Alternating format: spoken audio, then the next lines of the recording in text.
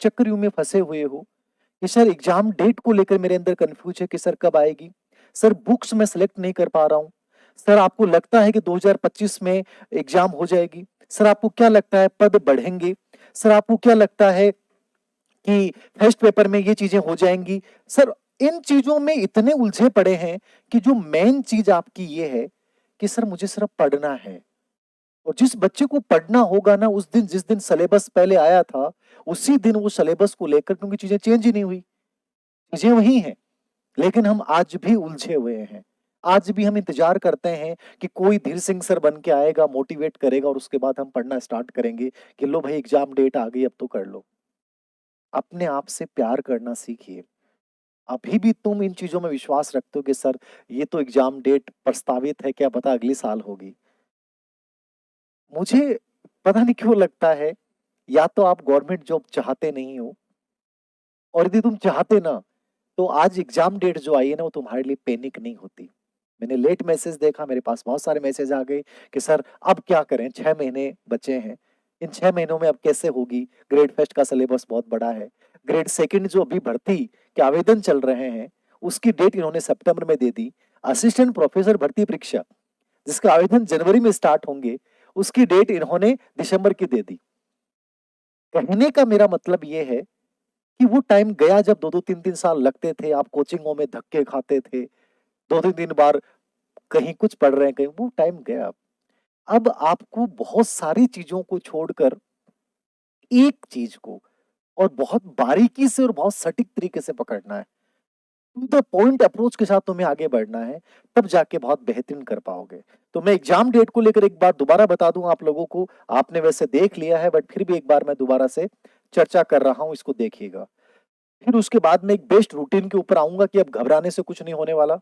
ये आपका आज आया है, इसमें जो काम की चीज है वो आपके लिए है। Lecture and coach school education secondary education department 23/6/2025 से 6/7, 23 जून से 6 जुलाई तक आपका एग्जाम कैलेंडर आया है स्कूल लेक्चर का। आपको उसके अकॉर्डिंग तैयारी करनी है। मात्र आप 6 महीने हैं, और 6 महीने में जब तक 2 बार कोर्स नहीं कर लोगे, तब तक सिलेक्शन योग्य आप नहीं हैं। पीजीबी प्रोग्राम में हमने बच्चों को पहले से मई तक का प्रोग्राम बना लिया था कि मई में एक बार पूरा शेड्यूल बना के, वहीं कुछ बच्चे नहीं कर पा रहे। पता नहीं गंभीरता कहाँ गई आप लोगों की, हम पता नहीं खोए पड़े हैं, पता नहीं किन किन चीजों में। उसके बाद जो आपके लिए काम की शिक्षक भर्ती हुई अकॉर्डिंग, वो है सीनियर टीचर, जिसके अभी आवेदन चल रहे हैं, 7/9/2025 से 12/9/2025 के बीच होगी। और असिस्टेंट प्रोफेसर एग्जाम जो 1/12/2025 से 12/12/2025, फिर 15/12 से 19/12/2025 और 22/12/2025 से 24/12/2025, मतलब दिसंबर के अंतर्गत आपकी ये तीनों एग्जाम जो हैं वो एक प्रकार से कंप्लीट हो जाएंगे। समझने वाली बात ये है, एक तो तरीका ये है कि एग्जाम डेट आ गई, फॉर्म आप लोगों ने भर दिए, ग्रेड फर्स्ट वाले बच्चों का कंप्लीट प्रोसेस है। मैं आज दोनों भर्तियों की बात कर रहा हूं। ग्रेड फर्स्ट का जो अभ्यर्थी गंभीर है, मैं उसको 2-3 बातें मैसेज करना चाहूंगा। सिलेबस का प्रिंट आउट निकालिए। सेकंड ग्रेड की भर्ती जो बच्चे हैं वो भी प्रिंट आउट निकालिए, और बहुत सिंपल वे में तो 2-4 बातें कह रहा हूं, उनको सुनिएगा और सुनिया को मत यार। मैंने बहुत चीजें बताई हैं, सुनते ही हो तुम, अप्लाई क्यों नहीं करते हो। 2024 में मैंने आपको संकल्प दिलाया था कि इस वर्ष को हम बहुत बेहतरीन वर्ष बनाएंगे, और पूरा वर्ष चला गया और पता नहीं तुमने क्या खोया है, पाया कुछ नहीं है। तुम्हें रिग्रेट करने की आवश्यकता नहीं है, तुम अपने आप को रीस्टार्ट करो, रिफोकस करो, रीअटेंशन करो। यूं रोने से नहीं होने वाला है। 24 को तुमने गंवाया है, 25 तुम्हारी जिंदगी का, कैरियर का सबसे महत्वपूर्ण ईयर है। सभी भर्ती परीक्षाएं 2025 में हो जाएंगी। अब पदों का रोना रोने से बेटर है कि पद बढ़ते हैं कि नहीं बढ़ते हैं, उन चीजों से इतर मैं कहता हूं कि जो गंभीर अभ्यर्थी हैं, प्रिंट आउट निकाल के एक एक टॉपिक का एनालिसिस करो। और ये कल नहीं करोगे, परसों नहीं करोगे।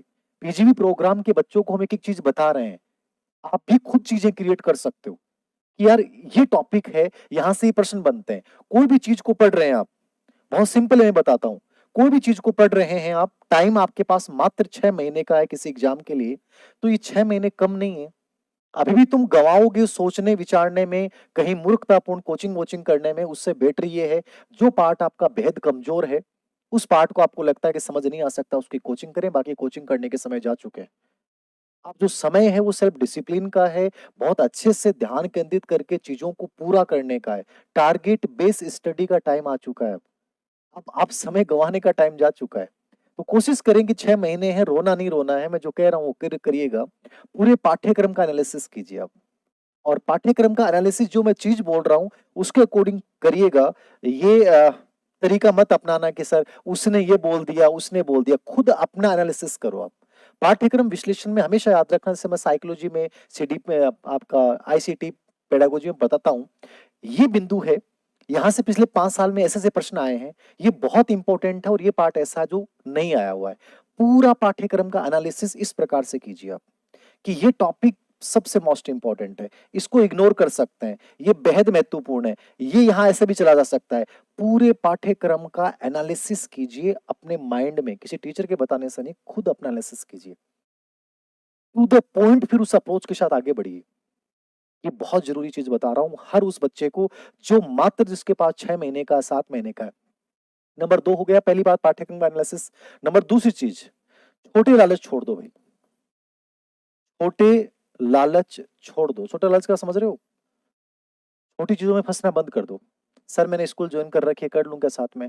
देखो, यदि आपको ये लगता है कि मुझे इसकी गंभीरतापूर्वक तैयारी करनी है, तो एक बार पूरा मैंने कहा एक मिशन होना चाहिए। एक लाइन लिखी थी मैंने, एक लक्ष्य, एक कौशल और एक मिशन। एक लक्ष्य, एक कौशल और एक मिशन और अपना पूरा उसमें समर्पण। फिर परिणाम नहीं आता है, तो फिर अफ़सोस मत करना, फिर तुम्हें जो बिज़नेस करना है, जो प्राइवेट करना है वो कर लेना। एक लक्ष्य, एक मिशन, ठीक है? इस पे पूरा फ़ोकस करना है। कर लिया आपने, छोटी चीज़ों को छोड़ दीजिए, साथ में जो चीज़ चल रही है छोड़ दीजिए। वो चलते रहेंगे, छोटे सुख हैं, 5,000, 10,000, 15,000 रुपए आ रहे हैं, वो ज़िंदगी नहीं बदल सकते। जब तक प्रेशर नहीं पड़ेगा, अपने आप को एकांतवास में लेके नहीं जाओगे, जब तक समर्पण नहीं करोगे, दबाव नहीं बनेगा, करिए। घर पे पढ़ाई नहीं हो रही है, बाहर निकलिए। लेकिन 6 महीने अपने आप को ईमानदारी के साथ दीजिए। ये दूसरी महत्वपूर्ण चीज़ बता रहा हूँ, जिनके पास मात्र 6 महीने, 7 महीने का time, grade first, grade second या आगामी एग्ज़ाम के लिए।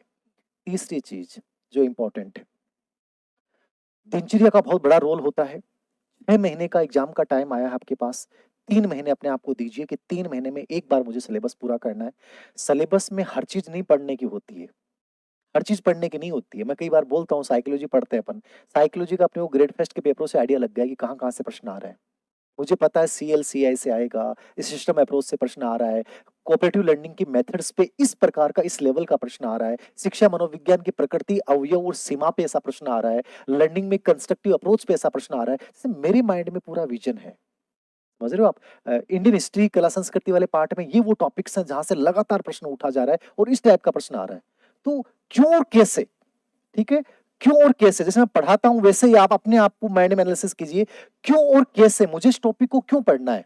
और इस टॉपिक को मुझे कैसे पढ़ना है? ये 2 अप्रोच हमेशा डेवलप कर लीजिए अपनी स्टडी में। कोई कोचिंग वाला नहीं बताएगा, कहीं करने चले जाना कोई नहीं बताएगा, आपको डेवलप करना है। ठीक है? पूरे पाठ्यक्रम को विभाजित करके ये स्किल डेवलप कर लीजिए, क्यों और कैसे सबसे बेस्ट तरीका है।